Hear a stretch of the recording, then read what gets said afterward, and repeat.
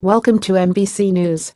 This is latest news for you. Washington, the White House budget director on Sunday said Republicans may need to game the system to get their tax plan through the Senate, while GOP Senator Roy Blunt expressed confidence the legislation will be passed.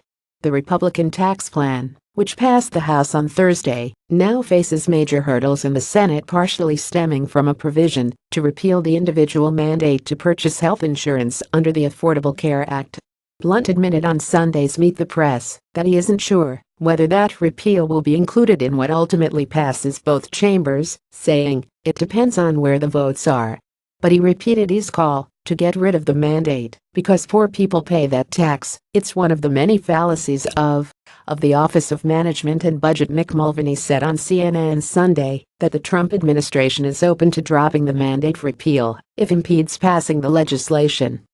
Under the GOP tax plan, tax cuts for corporations would not have an expiration date, but the cuts for individuals expire after 10 years, a fact Mulvaney admitted on Sunday was a gimmick to ensure the legislation adheres to the Senate's strict rules that allow them to pass it with 50 votes instead of 60.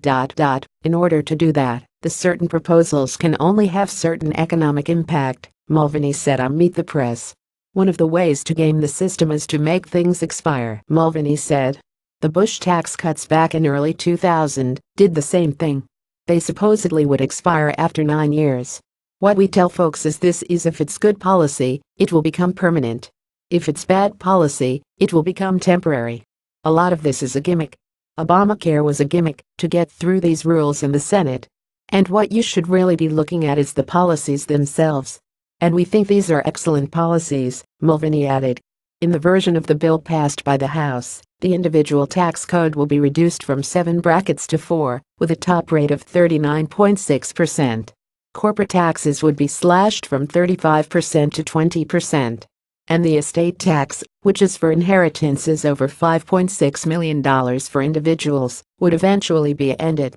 An analysis provided to NBC News this week estimated that President Trump and his family could save more than $1 billion under the House bill. Mulvaney said he couldn't speak to the president's taxes when asked about the analysis. "I think that was sort of litigated by the American public during the election," he said, adding, "I will say this, listen, the president's going to pay much higher taxes on a lot of his properties, because he has properties in high-tax states." Tax reform remains one of the few major legislative accomplishments Republicans still have a shot at completing this year. It will pass the Senate, Blunt assured.